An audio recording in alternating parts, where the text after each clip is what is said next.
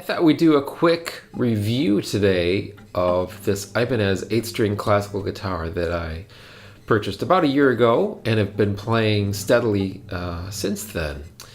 This is the model G208, and I believe it's been discontinued along with the 7-string version of it, which is kind of a shame, although I can understand that the market for multi-string classical acoustic instruments is not that great, but I really love this instrument for a number of reasons. It was very affordable, even new. It was about $600 or $700, I believe, and it came right out of the box, set up perfectly. The action is very low and comfortable. It came tuned with a low D on the 7th string and a low B on the 8th string. I've since gone down to a B on the 7th string and a G on the 8th string, which is the same pitch as the 3rd fret on a bass guitar, or the G on the low string on a bass. I would say one of the main challenges, just as far as setup, is finding the right tension and gauge of strings for those low courses. So for the 7th string, I believe I've settled on a 0.56 and could probably do to increase that a little bit, and a 0.6 or a 0.61 something on the low G on the 8th string. Now I did try a much heavier string for that 8th string from a Savarez, not a set but a single string you can order online.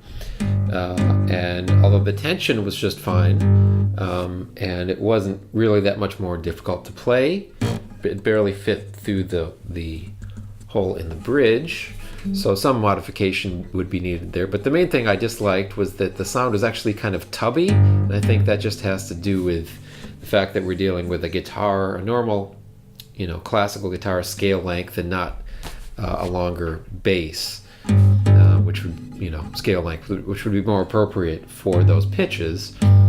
So I actually think a slightly lighter gauge on those low strings kind of makes them pop a little bit more, gives them a little bit more definition, and makes them not as muddy.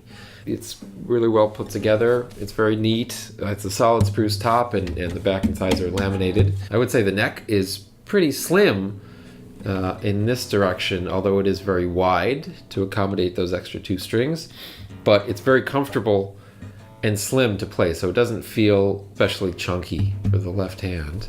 I would say my only major criticism would be the tuners, which on a couple of the strings don't feel like they turn as smoothly as some more expensive tuners that I've used on other guitars.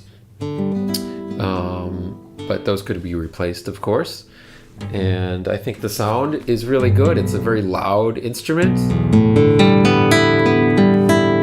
I think the trebles are very nice and very immediate and responsive sounding.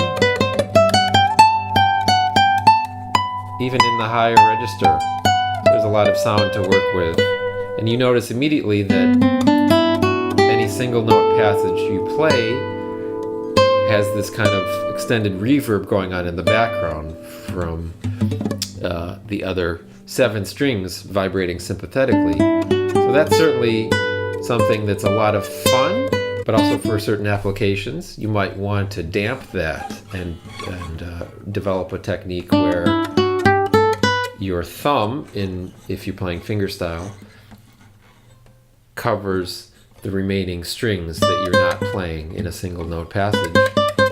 So you can really hear the difference between this when the strings are muted with the thumb, and this when they're left free to ring out.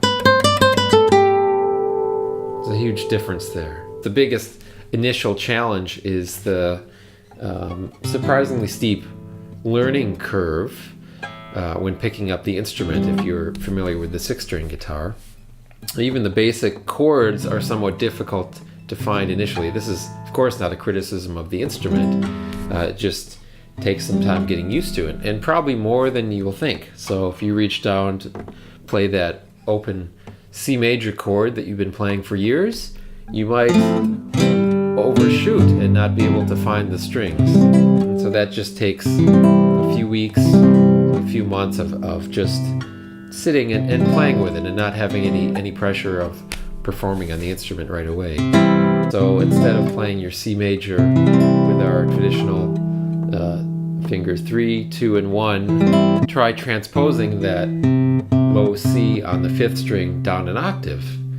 In this case, you would put it on the 7th string, or the 7th string B at the 1st fret, and you end up with this formation. So finger 1 at the 1st fret, finger 3, 2nd fret, and finger 2, 1st fret. And actually, it has a very pronounced sound and a wider spread than it would in traditional 6th string standard tuning. So I hope this is helpful for anybody out there who's considering looking at a classical 8th string guitar, maybe wants to find an affordable instrument before they go the extra mile and have one built by a luthier for them. I would definitely recommend checking out a used Ibanez 8th string for that purpose. Thanks again for listening. Please let me know in the comments below if you have any more reviews or tutorials you'd like to see. And be sure to hit subscribe. Have a great Thursday. We'll see you soon.